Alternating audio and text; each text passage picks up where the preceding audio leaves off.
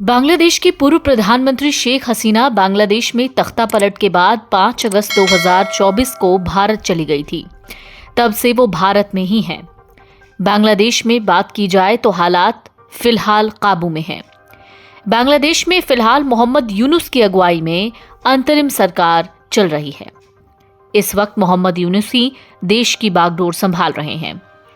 इस बीच बांग्लादेश सरकार की ओर से भारत सरकार को पूर्व प्रधानमंत्री शेख हसीना के प्रत्यर्पण को लेकर पत्र लिखा गया है। भारत सरकार की ओर से फिलहाल इसको लेकर कोई जवाब नहीं आया है, लेकिन साल 2013 में भारत और बांग्लादेश के बीच हुई प्रत्यर्पण अपराध मामलों को लेकर हुई संधि को देखें तो भारत सरकार शेख हसीना को वापस बांग्लादेश भेज सकती है। शेख हसीना के बांग्लादेश जाने पर उनके साथ क्या होगा, क्या है इसको लेकर बांग्लादेश के कानून, चलिए बताते हैं। बांग्लादेश की पूर्व प्रधानमंत्री शेख हसीना के खिलाफ बांग्लादेश में कुल 51 कानूनी मामले दर्ज हैं। इनमें से 42 मामले हत्या के हैं, जो बहुत गंभीर हैं। ऐसे में अगर शेख हसीना वापस बांग्लादेश का रुख करती हैं तो उनके खिलाफ दर्ज मामलों में कार्रवाई की जा सकती है। बांग्लादेश सरकार मामलों की गंभीरता को देखते हुए उन्हें जेल भी भेज सकती है। शेख हसीना पर 42 हत्या के मामले हैं। ऐसे में अगर बांग्लादेशी कानून को देखें तो उनके लिए बहुत मुश्किल खड़ी हो सकती है। बांग्लादेश में हत्या के अपराध के लिए कड़ी सजा दी जाती है। बांग्लादेश पेनल कोड 1860 के तहत हत्या के जुर्म के लिए मृत्यु दंड तक दिया जा सकता है, तो इसके साथ ही आजीवन कारावास और जुर्माना लगाया जा सकता है। भारत और बांग्लादेश के बीच साल 2013 में प्रत्यर्पण संधि को लेकर समझौता हुआ था। साल 2016 में संशोधन हुआ।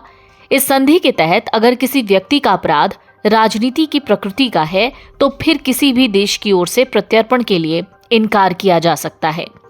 लेकिन संधि के मुताबिक हत्या जैसे अपराध को राजनीतिक अपराध में काउंट नहीं किया जाएगा। आपको बता दें, शेख हसीना के बांग्लादेश छोड़ने के बाद उन पर कई गंभीर आपराधिक मामले दर्ज हैं।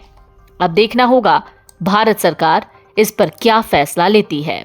फिलहाल बांग्लादेश की अंतरिम सरकार ने पूर्व पीएम शेख हसीना के प्रत्यर्पण की मांग भारत सरकार से की है। इसको लेकर बांग्लादेश में भारत के उच्चायुक्त रहे महेश सचदेवा ने कहा कि बांग्लादेश सरकार की अपील के बावजूद शेख हसीना का प्रत्यर्पण रुक सकता है और इसके लिए बांग्लादेश की पूर्व पीएम को सिर्फ अदालत में अपील करनी होगी। भारत और बांग्लादेश के बीच प्रत्यर्पण संधि है और इसी संधि के आधार पर बांग्लादेश की सरकार शेख हसीना को उन्हें सौंपने की मांग कर रही है। इसलिए ये शर्तें मौजूद हैं और इन शर्तों का इस्तेमाल किया जा सकता है। बांग्लादेश की प्रधानमंत्री शेख हसीना प्रत्यर्पण अनुरोध के खिलाफ अदालत जा सकती हैं, कह सकती हैं कि उनके साथ गलत व्यवहार किए जाने की संभावना है। भारत ये भी कह सकता है कि हमें यकीन नहीं है कि उनके यानी शेख हसीना के लिए बांग्लादेश जाना सही होगा। Video desk amarujala.com। अगर आप ये वीडियो YouTube पर देख रहे हैं तो हमारे चैनल को सब्सक्राइब कर बेल आइकन दबाएं और Facebook पर देख रहे हैं तो हमारे पेज को लाइक करें।